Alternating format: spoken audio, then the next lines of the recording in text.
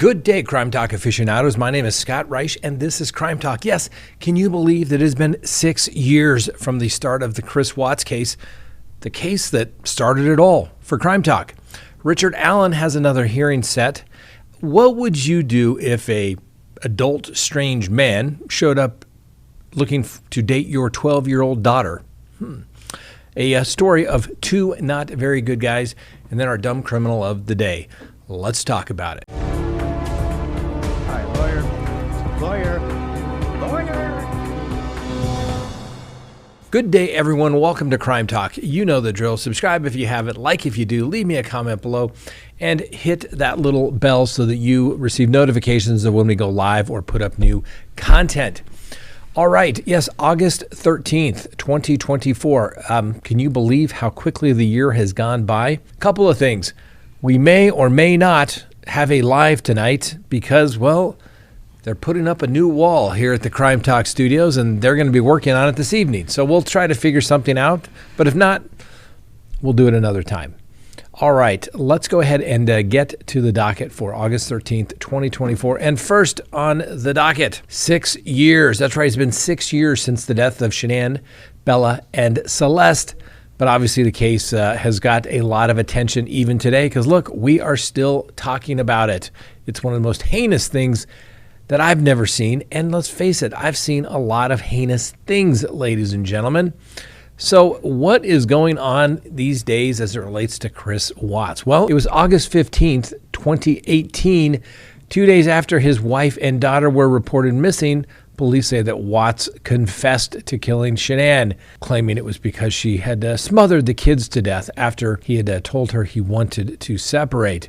Now, the following day, Bella and Celeste's bodies were found in oil tanks where Watts worked, while her body was found in a nearby buried shallow grave. Now, ladies and gentlemen, we have talked about this. Those little children were alive. We have videos where we went from the house and we drove to where the bodies were found. And I'm telling you, there were so many opportunities, police stations, hospitals. He could have dropped those kids off anywhere, but he didn't. He took them out there, put them in that oil tank battery, and had to squeeze their little bodies through a hole, okay? They weren't getting in there unless somebody was literally pushing them in the hole. And then to be in there and have their little bodies soak up all of that crude oil from the oil tank. We've read the autopsy reports. You can go back and watch all that stuff. We've got it all. One of the most cruel things I've ever seen, okay? And I've seen a lot of cruel things. I've represented a lot of people that have done lots of cruel things. Hell, I mean, 6 years, it goes by so fast, but there were people that wanted me to represent Chris Watts. Nobody had the resources in which to do it, but everybody wanted it. Even afterwards, people still wanted me to say, well, help him withdraw his guilty plea. No. Well, first of all, it was a solid guilty plea. He pled guilty. We went through that colloquy before where he goes through and answers all of the questions. The only thing I wish the judge would have done differently, Judge Hartman, would have been if he had asked Watts, tell me in your own words what you did, so the whole world would know. And I think that would have helped because there were so many people, even to this day, that somehow think that he is somehow not guilty. If people can believe that he's a good guy. Oh my gosh. No, he's not a good guy. He killed his wife, he killed his unborn child, and he killed his two daughters, Celeste and Bella. Ladies and gentlemen, that's not a good guy, okay? You can go through a whole world of good guyness, and it can all be taken away because of that particular act. And, during that time, we started Crime Talk. Not really sure where it was going, but a friend of mine said, hey, you should mention something about the Chris Watts case. I'm like, I'm not. What am I going to do? No one wants to hear what I have to say. And we talked about it. And we brought some insight to it. And there were some people that I was trying to stick to the facts.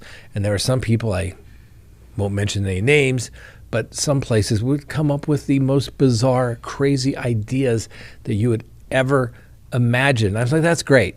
That's great, right? But it doesn't matter what you think. It only matters what you can prove, okay? Were there mistakes on the police side? Yes. Maybe should possibly have charges been filed against other people? Possibly, yes. But once again, it only matters what you can prove. So we move on. Anyway, well, needless to say, the police didn't believe Chris Watts. defense said he had only killed his wife because she had killed the 2 children, instead believing Watts had murdered all 3, which he did, which he pled guilty to, right? Then in November, he did in fact plead guilty to killing his wife and 2 daughters and unborn child. And why? Because the evidence was overwhelming. Now, Watts' guilty plea means that he was obviously convicted of all of the 9 counts total, charges of first-degree murder, unlawful termination of a pregnancy, and 3 counts of tampering with a deceased human. He was sentenced to life in prison without the possibility of parole, and at that particular time, Colorado still had the death penalty, so there was contemplation of the death penalty being put on the table. Anyway, it is what it is. And obviously we learned that he was having an affair with his coworker, the woman named Nicole Kessinger, who has since changed her name but still resides in the vicinity around here, we do believe. And the judge actually closed her name change hearing because I showed up to it. Her attorney contacted, and I wasn't going to release her new name. I was just curious for my own curiosity as a member of the community. But the judge says, no, we did it in chambers so that the public wasn't there. What's wrong with that, right? Anyway, Nicole Kessinger did come forward and told authorities that she believed Watts was going through an amicable divorce during the course of their relationship. And although Watts was convicted in Colorado, the state of Colorado promptly sent him to the state of Wisconsin because apparently Colorado always has security concerns for everybody here in the state if you commit a high-profile murder. Anyway, Mr. Watts remains incarcerated at the Dodge Correctional Institution, where he's been since 2018, and he's now in general population, and this is a maximum security facility. Now, apparently, according to people, he's quite tormented by the past, the errors of his ways, you could say. You think? I hope he is. Now, he has received a couple of write-ups while he's been in custody. The first was in 2020 for an unauthorized forms of communication and unauthorized property transfer. For those reports, he lost privileges for 15 days and canteen for 30. The second conduct report was back in 2021 for disobeying orders and possession of miscellaneous contraband. Well, guess what? Loss of electronics for 10 days. Now, we also know that Chris Watts keeps photos of Shanann, Bella, and Celeste inside his cell. And there was a little bit of an outrage, and there was a petition drive to make sure that those should be taken down. But the Department of Corrections up there said, well, there's really nothing we can do. There's no legal basis to remove the photographs because they're not inappropriate, i.e. like nude or have gang photos or something along those lines. Anyway, like I said, inmates are permitted to possess certain identified items of property, including photographs, as long as they don't have any depictions of a nudity, gang signs, or colors, or any other insignia. Now, apparently, Chris Watts, although not such a religious man, has now considered himself a man of God, and he reads his Bible in his cell on a daily basis.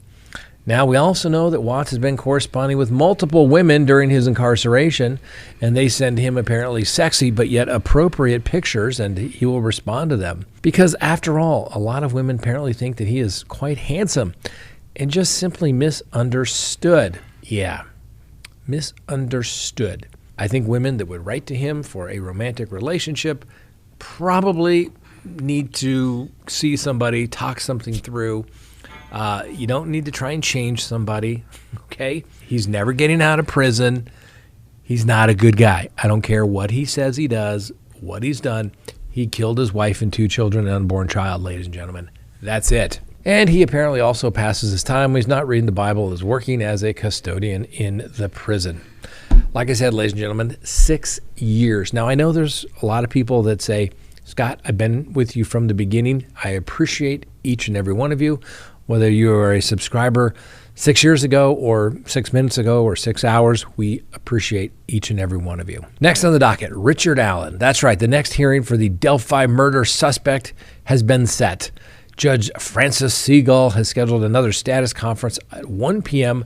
on Friday, August 23rd in the Old Carroll Circuit Court.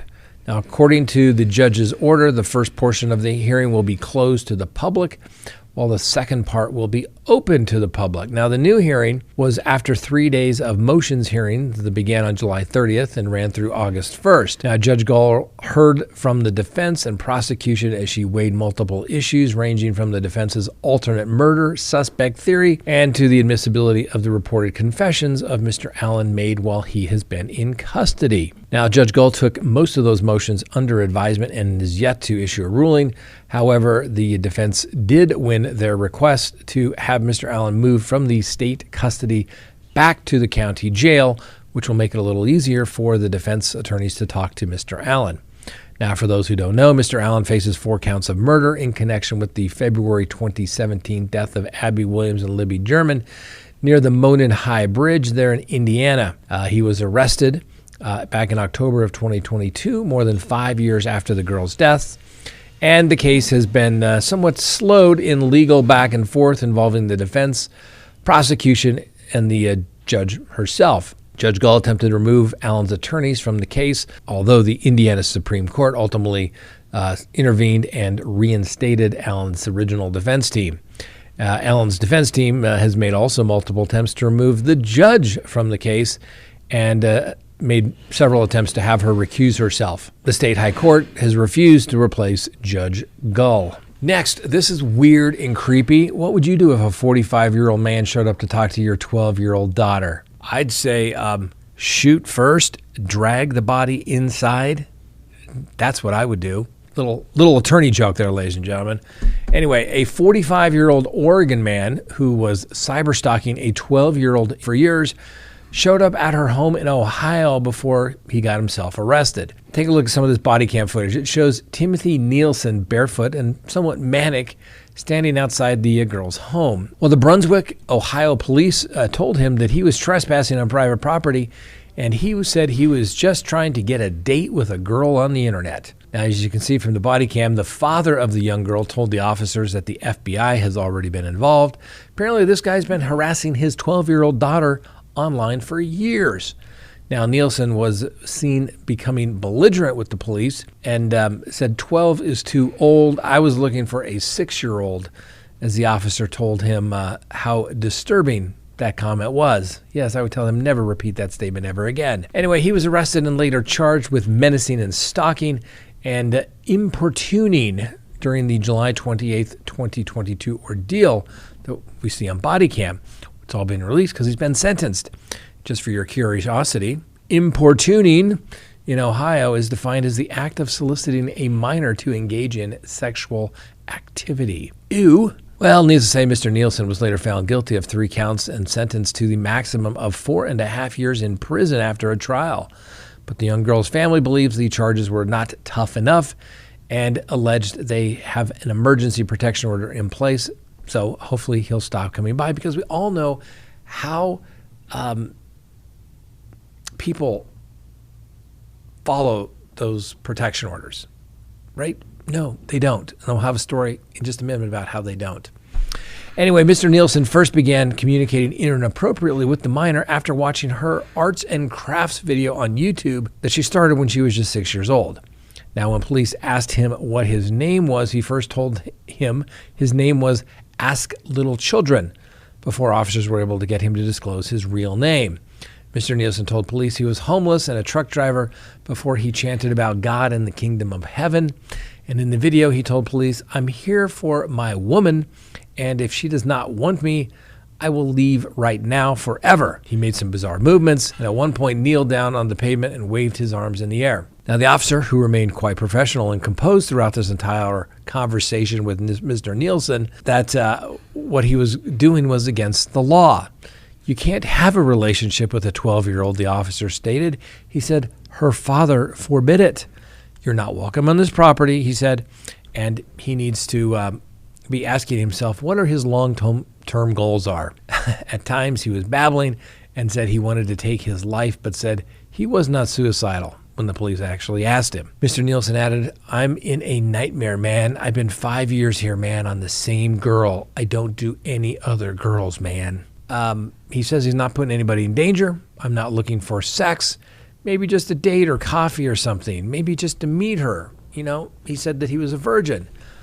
Anyway, the cop said, "Do you really think 12-year-olds drink coffee, sir?" Needless to say, Mr. Nielsen was finally cuffed shortly after some of his comments, and police retrieved a number of needles from his pocket and a bottle of small black paint that he said he uses to make homeless signs. He said he didn't have any drugs that day and he had sobered up before coming over to the house. Well, like I said, he's been convicted and sentenced, but Mr. Nielsen will be out in January 25th of 2027. Yes, ladies and gentlemen, what would you do? Like I said, if that was my daughter and she was 12, if I saw that dude coming to the door, I'd probably shoot first, drag him inside, and claim, "Make my day." Just saying. Just saying. Not that we're encouraging anybody to do that. I would wait literally until they got inside. Anyway, next, let's talk about restraining orders that don't work. Check out this information about a New Albany, Kentucky mother who was killed over the weekend. Now, the New Albany police responded to an apartment on Village Drive on Saturday to find a 25-year-old Caitlin Lee shot to death. Now, according to the arrest affidavit, a witness told police that she and Miss Lee were in the apartment kitchen making a TikTok video when they heard banging on the window. The witness told the detectives Lee went over and she heard her say, "What are you doing here?" She stated before Lee could finish the sentence. That's when the man, she noticed later identified as 25-year-old Joshua Thompson, aiming a gun at the window and fired 2 or 3 shots, striking Miss Lee. Investigators said they reviewed the video, which showed Lee and the witness laughing and dancing and lip-syncing to a song leading up to the deadly moment. They said Lee's body fell out of view. They said that Lee's body fell out of view and smoke was hanging in the room before the video shut off. The witness told police that Lee and Thompson had a very toxic relationship and that in the past Lee told her if she was ever found dead, Joshua probably killed her. Now, Mr. Thompson fled from the scene, but called his brother about 5 a.m. on Saturday, crying and quite distraught, telling him he shot the mother of his child in the head and killed her. His brother told him to call the police and tell him what happened. Thompson asked his brother to go with him to the police station to speak to the police, and Thompson admitted to driving to the witness's apartment despite Lee having a no-contact order against him, which is still active. He also shared with investigators that he wanted to see if there were any other men in the apartment with Lee and that he was in the area about 20 to 30 minutes before walking to the window and looking inside. Thompson said he spotted Lee by looking through a gap in the blinds and at the bottom of the kitchen window and seeing both women dancing. He confessed to knocking on the window with the barrel of the gun, which caused it to break and then ultimately shooting Miss Lee. No, that couldn't have happened. He had a protection order. He wasn't supposed to be there. Anyway, Thompson's gun was found on the ground outside the window with a single spent shell casing nearby. Now, he's been charged with murder and is currently behind bars in the Floyd County Jail. No, it couldn't have happened, right? There was a protection order because protection orders are worth the piece of paper they're written on. They are worthless, ladies and gentlemen. It's a piece of paper. What are you going to do, hold it up when the guy shoots the gun at you? No, it's not going to stop anything. You have to be able to take care of yourself. Next, another bad dude. Prosecutors say a man put his wife through the proverbial hell by torturing and imprisoning her at a Detroit home. Ali Aboukhordr, Aboukhodr, you let me know how it's pronounced, of Redford Township, was arraigned Thursday on 2 cases involving his 22-year-old wife. Did I mention Ali is 41? Well, the prosecutor, a guy by the name of Steve Vincent, said that Ali and his wife had a disagreement when she wouldn't give him her passcodes to the phone. So the defendant apparently unleashed proverbial hell against this gal, the attorney said.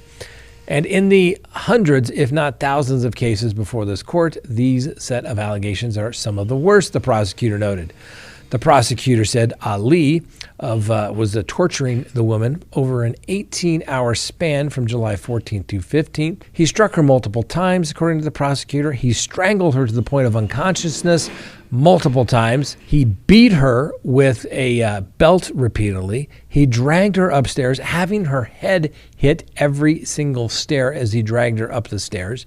He grabbed her and threw her around the room, and at times of the alleged assault, did I mention she was pregnant? When he saw that she was injured, Ali told the woman that she didn't even deserve to have his child.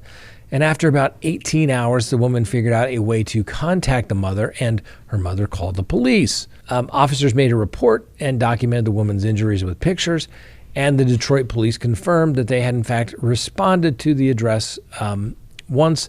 And then about 6 days after the first 18-hour stretch, around 7:30 p.m. on July 21st, the Detroit police responded yet again to the same location. The prosecutor noted that the woman tried to leave the home. The defendant didn't appreciate the fact that she wanted to end their relationship, so while she was attempting to leave, he strangled her, allegedly. Now, the alleged act is why there was a second case, according to the prosecutors, against Mr. Ali. The woman went to a neighbor's house to call 911, and the prosecutor said that was because she was in fear for her life. Now, the defense attorney, and I get what he was doing, but the defense attorney, Hassan Hamad, said that Ali has no criminal record, has never been convicted of any assaultive crimes, and after the alleged incident date, the parties even resided together, so therefore everything must be okay. He said that his client has never been contacted by the police or interviewed by a detective. The defense attorney stressed that Ali is an entrepreneur with strong ties to the community, and apparently he owns an accounting firm. Now, as gruesome as the case may look and sound, that's just the narrative, Mr. Ali's attorney noted. I will tell you, if he was a danger to the community or this type of individual, you would see a long history of this type of behavior, which he simply does not have. Now, the attorney also said the woman signed an affidavit on August 4th indicating that she doesn't wish these cases to proceed. That's right, if she knows what's good for her, right? Anyway, in the first case, Ali is facing the charge of torture, assault with intent to murder, and unlawful imprisonment. In the second case, he is charged with domestic violence and assault with intent to do great bodily harm. Now, the arrest affidavit shows that Ali is also charged with 2 counts of assault with a dangerous weapon, and it was not clear during the arraignment which the case included these 2 charges. But we do know that he has pled not guilty to all charges, and the prosecutor requested a $1 million cash bond, GPS monitoring, and house arrest for the first case, and he requested a $100,000 cash bond for the second case. Of course, Ali's attorney said $1 million is so unnecessary, and agreed that Ali would wear the GPS monitor. And the attorney for Mr. Ali requested a $100,000 bond, or 10%, and told the judge that Ali could live with his mother and stay away from the woman during this case. Now, the judge said that she has looked at the pictures and she can consider those in setting the bond. And looking at those photographs, she was of the mindset that this was quite a serious incident. But the judge set the bond at $300,000 on the first case and $50,000 cash or surety on the second case. And Ali, he's going to have to wear a GPS to stay under full house arrest. And he cannot go near his wife, ladies and gentlemen. So obviously we'll give Ali Abu Bakr his presumption of innocence. But, ladies and gentlemen, I wonder why there's been no reports of it. Like I said, he probably told her, if you know what's good for you, you don't want to prosecute the case, right? And if you weren't so clumsy, you wouldn't be falling down those stairs, right? That's what abusers do. They threaten the woman. They do that, ladies and gentlemen. It's a reality. And the lovely Miss Kristen and I went to the movies this past weekend, and she said, hey, I'm going to go see this movie. I said, oh, hey, I'll go with you. She goes, no, you won't want to see it. It's a chick flick. And it was called It Ends With Us, or Ends With Us, something to that effect. Don't know the actress, but apparently she's married to some famous guy. But it was very, very good. And I highly encourage it. And I think in domestic violence counseling classes, they should make people watch that particular movie because it shows the cycle of violence, the denial, the fact that oftentimes women cannot leave a domestic violence situation. But the rule of thumb, ladies and gentlemen, is quite simple. 1, never, ever, ever hit a girl. It's that simple. I don't care who you are. I don't care if they start it. You never, ever hit a girl. A society is judged by how they treat and respect their women and children in society. And if you treat women as chattel, as simple property, I don't know. I don't think you're a good guy. And if you hit a girl, I don't think you're a good guy either. And finally today, our dumb criminal of the day.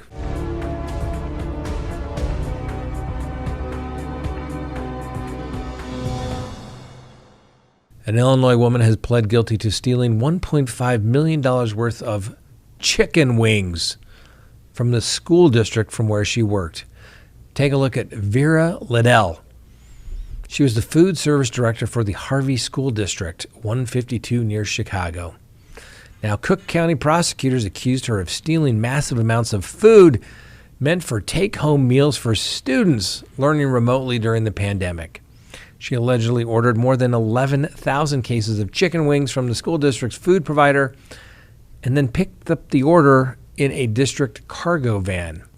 Like I said, this was all apparently during COVID, and they were going to send them out to kids, but apparently the kids didn't get it. And obviously, a lot of chicken wings. Anyway, Miss Liddell entered a guilty plea on August 9th. And guess what she is going to be doing for the next 9 years, ladies and gentlemen? That's right, spending 9 years in prison for stealing $1.5 million of chicken wings. Like I said, the scheme was uncovered after a quick little mid-year audit, apparently. The manager found that the district was $300,000 over its annual food service budget, despite only being halfway through the school year. It's always about the money, ladies and gentlemen. It's always about the money. And there's a little twist on some food crime today, wouldn't you say indeed? All right, I don't know if you can hear it, but there's some construction going on. They're supposed to be doing construction, putting up a nice big wall here in the CrimeTalk studio. So we'll see if we do a show tonight. Be patient. If not, we'll see you next week. Anyway, thanks for watching. We'll see you next time. And remember, the Constitution matters, ladies and gentlemen. It's the rules that you have to play by, and you can't cheat it. We'll see you next time.